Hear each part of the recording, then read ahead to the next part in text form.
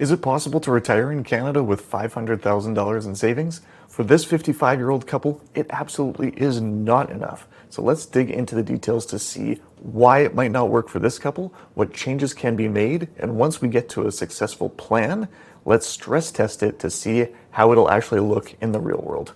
Hi, I'm Evan. I'm a certified financial planner professional, and in today's video, I'm going to see why $500,000 might not be enough to retire in Canada. Retirement comes along with lots of fun and anticipation of travel and warm weather and spending time with friends and family, but the problem is a lot of that costs money. So when you retire, you got to come up with a retirement paycheck, especially because that's the whole point of retirement. You're ditching your regular paycheck, so now you got to come up with the money on your own. So for most people, that'll include things like the Canada Pension Plan, old age security, and your own savings. Some people have pensions, some people work a bit part-time, but that's not in today's case study. So in this video, I'm going to hop into my retirement planning software to take a look at this couple's situation today and see what changes we can make so that they can actually have a confident retirement when they end up doing so. Let's take a look. So I'm jumping right to the end of our projection here without going through all of the variables, but at a high level, this couple is 55 years old, both of them. They have some savings. They've got 500 grand, a combination of RRSPs, and they have about 100,000 in TFSAs between the two of them. And to retire right now at age 55, they think that they'll need to spend $7,000 per month. So if we look at their projection right now, by the end of this year, so we're recording this in early May, they got $500,000 now. They're projected to have about $526,000 if the stock market keeps going on the same trajectory to kind of round out our projections there. But to make that work, you need about 1.4 million bucks. So they're about $862,000 short today. So what are some things that we can change? The first one is the million-dollar question when it comes to retirement. How much do you actually need to spend? Everybody's spending needs are very, very different. And so this couple said that they need $7,000 to spend. Using how much money they have right now, they could probably make it work if they spent $4,000 a month, but that is a huge departure from where they are today, needing $7,000 after tax to $4,000. And so sure, if you wanted to live off drastically less, almost half of what you think you might need to spend to have a good time, sure, I guess that could work, but realistically, you have to be honest with yourself. I don't think reducing your income by that much is a realistic recommendation that I would recommend. And so let's leave the income need the same and make some other tweaks from here. Okay, the next thing I'm going to recommend is a big one. If someone really wants to retire now and the suggestion is to retire later, it might not feel that good, but I'm going to explain why here. So retiring before 65 more specifically, I guess, is really difficult because of a few things that come into play. Because your retirement paycheck is going to include Canada Pension Plan and old age security, retiring at 55 means that you have to live off your own savings before you can use those as tools for yourself.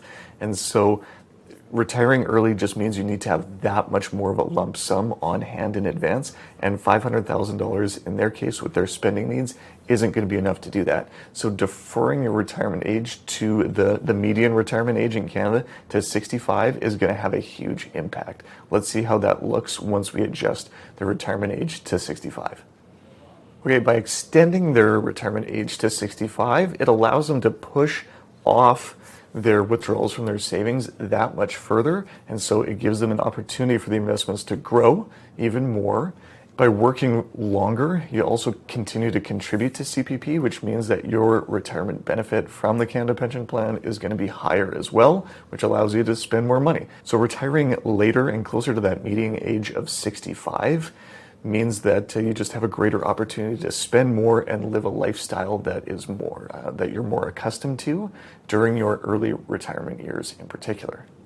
Now, looking at our projection here, we're still not quite there yet. So just retiring at 65 based on having $500,000 now at 55, that's not going to be enough to make sure that you don't run out of money by our life expectancy of age 90 over here. In this case, it looks like they're running out of money a couple of years before that. You tell me when you're going to die, and I'll tell you exactly what you should do with your finances. But we have to do a little bit of guessing here. And so age 90 was the number that I put in for this couple.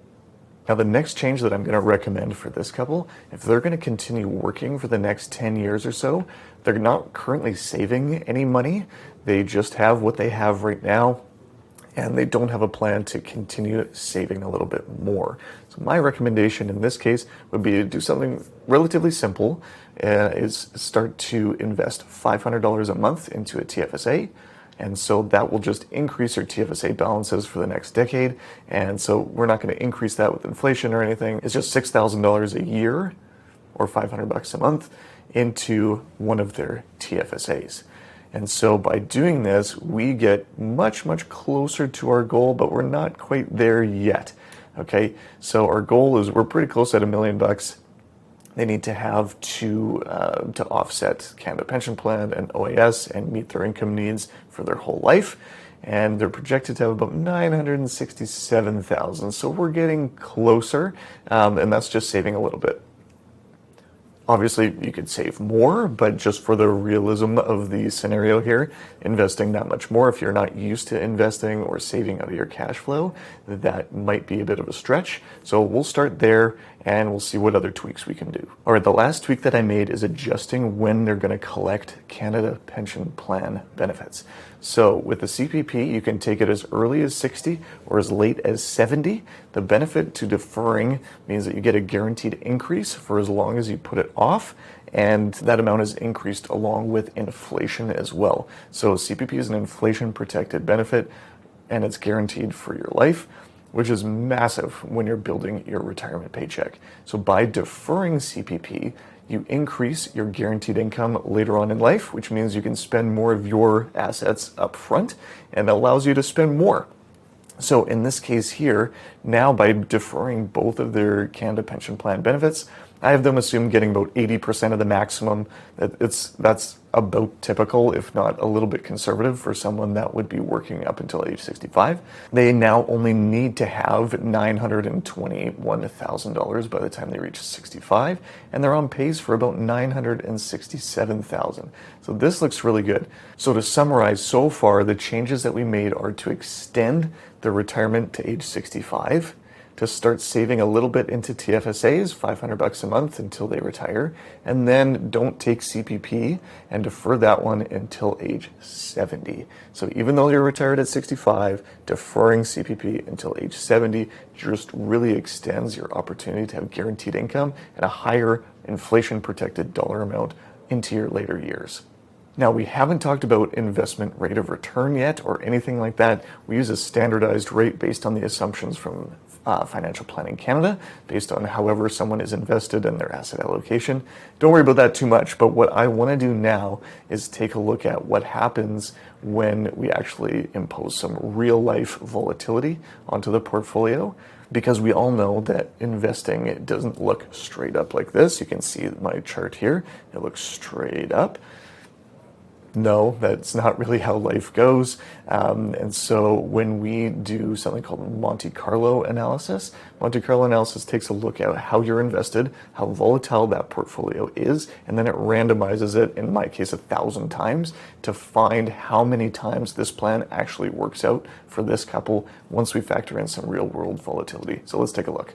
So now, after running 1,000 different hypothetical simulations of the future, we find that even in this case where everything looked good when we use straight line rates of return, only 67% of cases that we simulated actually were successful. That means that in the other 33%, they run out of money before age 90.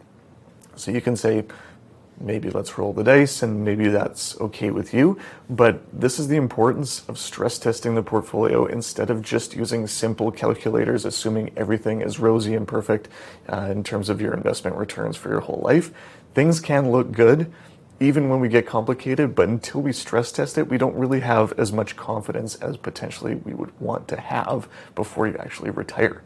So here's a few other things that I'm not going to model for the sake of this video, but if someone was in this situation where they're close, but the stress test kind of makes them a little bit nervous, what you can do is just tweak things at the margins. So the big one is going to be spending slightly less. If you model in a scenario where you spend less after, say, age 75, that's very, very typical for a lot of people. That will improve the success rate of this plan. If you take your old age security benefits a little bit later than 65, that also would increase your guaranteed income and then push out the success rate here, because if you have more guaranteed income later in life, you're less likely to run out of money. Saving a little bit more for the next 10 years. So I did $500 a month into a TFSA. If you increase that a little bit more, keeping it in a TFSA is good. And that keeps your tax bill lower, which means you have to withdraw less because you don't have to worry about taxes on the total amount of your investment. That can make a big difference for the success rate of one's retirement plan as well. So spending less, deferring government benefits, and saving more during your working years, those are huge factors for improving the success rate for a retirement plan. So to come back to the original question, can you actually retire in Canada at 55 with $500,000? From my perspective, probably not. If you need to spend $7,000, like the case that we looked at today, it's not realistic. If you only spend $3,000 to $4,000 a month, then yeah, it could be possible for sure. But for the vast majority of Canadians, that's probably not going to be enough to meet their needs for housing, for food, and having some fun during your retirement years. So in this case, to make sure that we were able to create a successful retirement plan for this couple, we looked at extending their working life a little bit more, closer to the median age of 65. And so if you retire at 65, we also looked at saving more in the TFSA for the next 10 years. And so that amount was $500 a month for this couple, $500 a month into the TFSA. And then the final tweak that we did was increasing the age that they took CPP to age 70. By deferring CPP to age 70, you increase that benefit pretty significantly, and it's guaranteed to go up with inflation as well. So it's guaranteed income for life, inflation protected. It's a really valuable tool to be able to increase your spending early on in your retirement years, because you have that backstop of guaranteed income later on in life. Thanks so much for watching, and we'll see you in another video.